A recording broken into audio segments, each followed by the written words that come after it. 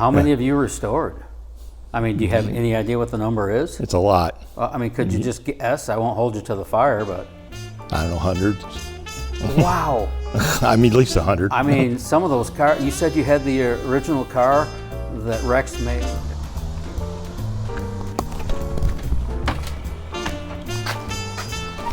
Hello, hello.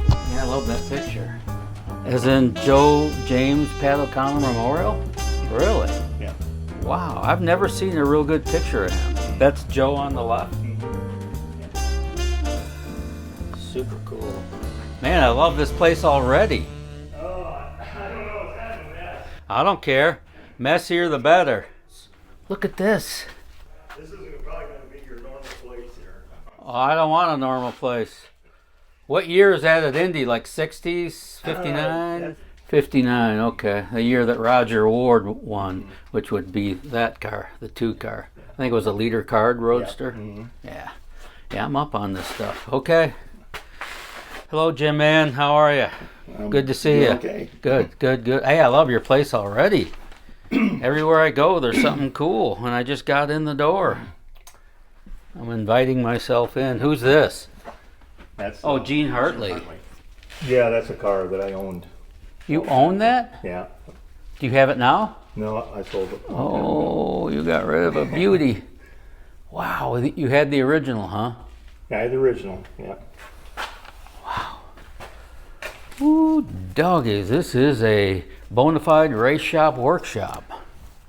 This here is a Grant King Silver Crown car that I'm redoing. Who drove it? George Snyder drove it mainly, and Ooh. there was other guys. Larry Rice drove it, and That's Ziggy in the car? Yeah. Snyder? Mhm. That is a cool Yep. shot. We'll get back to this stuff in a bit, because I'm already in love with this car. Wow. This wouldn't be a Curtis Craft, would it? no, it was built by Harry Turner in 1953 for Lee Elkins. It was a McNamara car, and he only built one Indy car. This is the only one he ever built. He ran the circuit back then, the dirt circuit. That was what was so cool about that era. I mean, they rubbed the dirt off the Bellinger Special and took it to the Brickyard and won the 500. Right. Yeah, that's what this could be more is. fascinating than Yeah. that? I love that. All right, take me to 57. Okay. Should I close this behind me? No, I don't. No.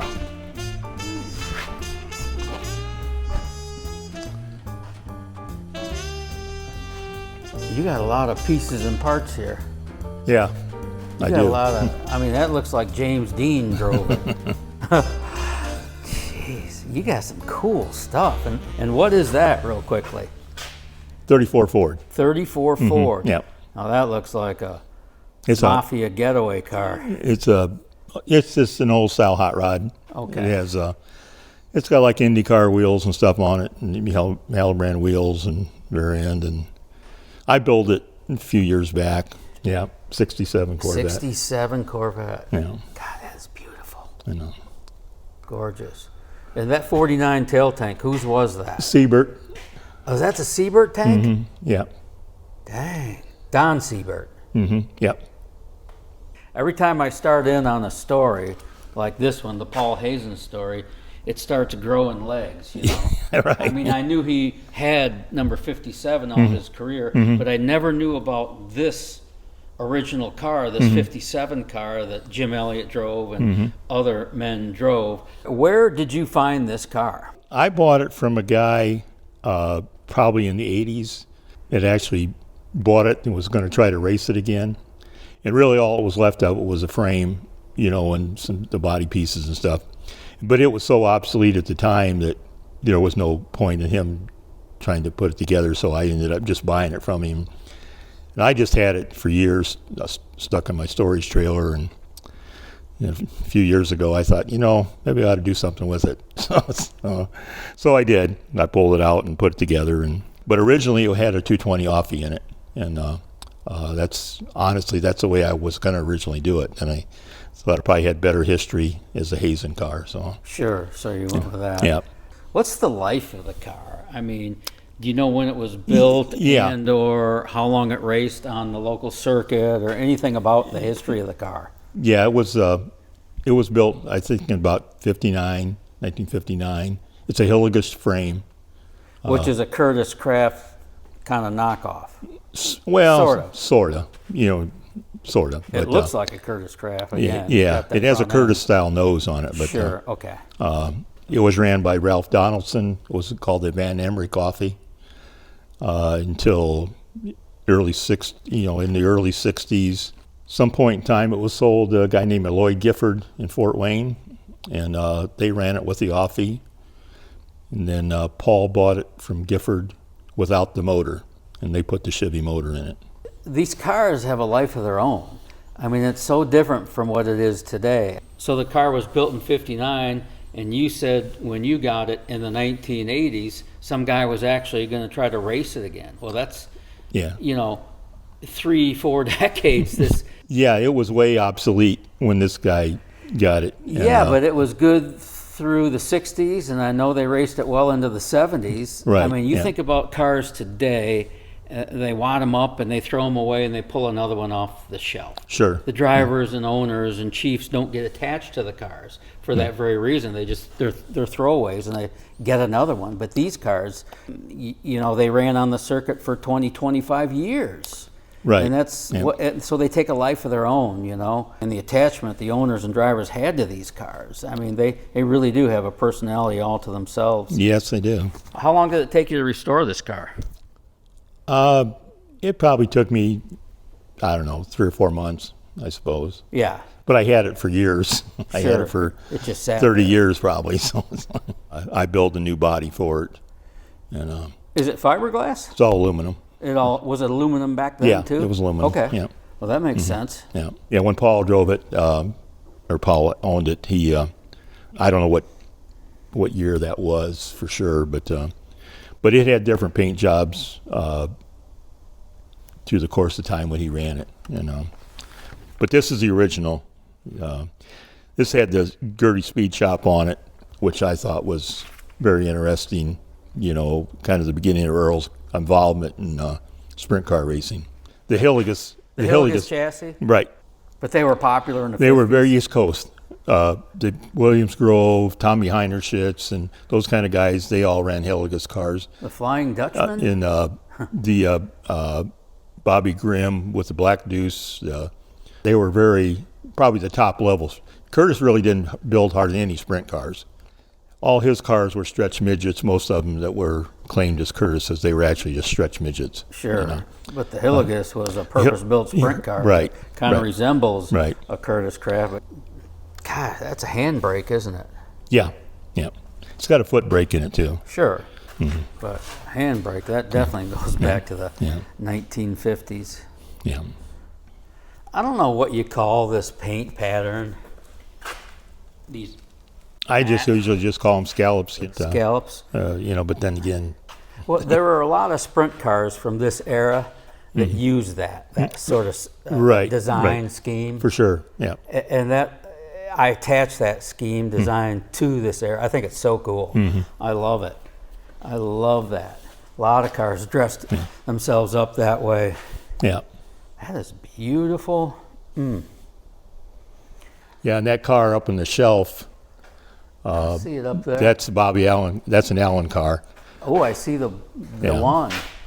That car is, Brett won his first feature in 1989 with that car. Really? And it's a car that Joey Allen was Rookie of the Year at Knoxville in 1988 with that car.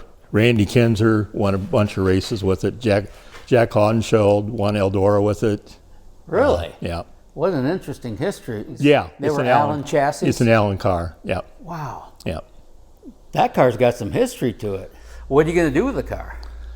Well, we're going to put it together someday. Oh, We're going okay. to run it. That's our Ryan. Better hurry up, Jim. You know those some days. They start running out of some days. Yeah, I know. It's only been up there since 1991. So. Oh, well, is that all? Okay, you got plenty of time. Yeah. Right. If this place was all neat and tidy, it wouldn't be the same. It's way more interesting just like it is. And you got a lot of stuff.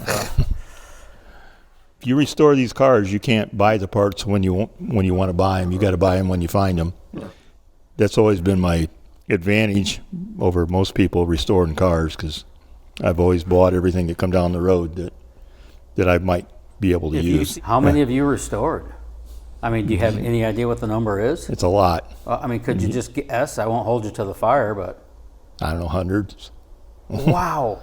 I mean, at least 100. I mean, some of those cars. You said you had the original car that Rex Mays lost his life in at Del Mar in 1949. You had that car. I did. You had that Gene Hartley Roadster out there. I mean, I can't imagine. Well, I also, not only that, I did the car that ran over Rex Mays, the Curtis car. Can you throw out a half dozen more you've restored? I might recognize.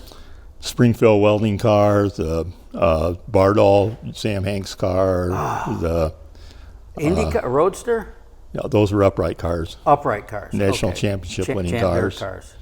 Roadsters. I did 2 original Watsons. I did the Simonized 59 Watson, 63 Bardall car.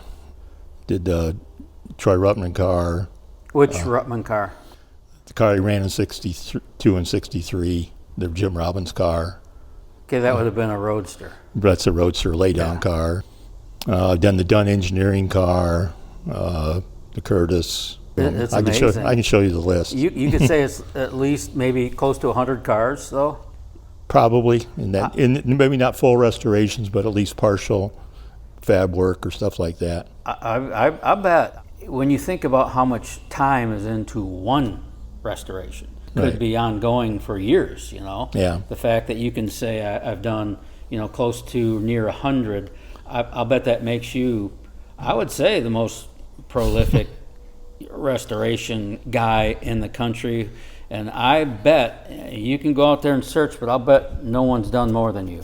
And I don't think so, but I could be wrong. But yeah, I mean, I'm not saying I don't know who it would be, but I mean, that's not maybe finished cars, but that's at least fab work, partial, body work, fab work, that type of stuff, You're a story in yourself. I mean, well, you got to love it to do as much as you've done. I know how much work this is. It's actually what I did for a living. I mean, that's basically. Okay. I didn't know that. Yeah. You restored cars for a living. Right.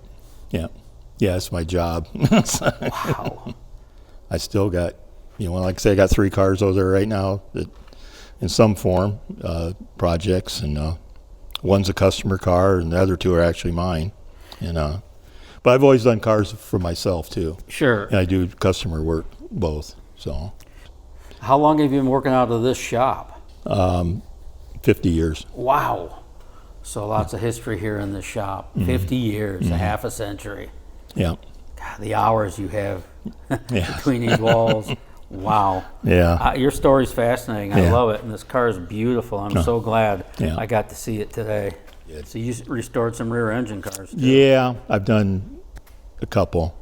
That's not really my strong suit. I love the whole history of Indy from the very beginning to the rear engine revolution. But as far as, I'm more partial to the front engine upright and Roadsters. I mean, is there anything prettier than a Curtis Craft and or A.J. Watson Roadster? I mean, Yeah, no, there isn't. You have a fascinating history. What are you going to do with this car? It's for sale. Yep. Okay. That's important to put out there. What the heck? Somebody ought to have it that wants to use it and play with it. I mean, they won a lot of races with this car. I know they did. It was a good combination. Like say Paul's, a good mechanic and the kind of guy to put a car together, and it stayed together, and that was a big deal. It's still a big deal, but even back then it was even more of a deal because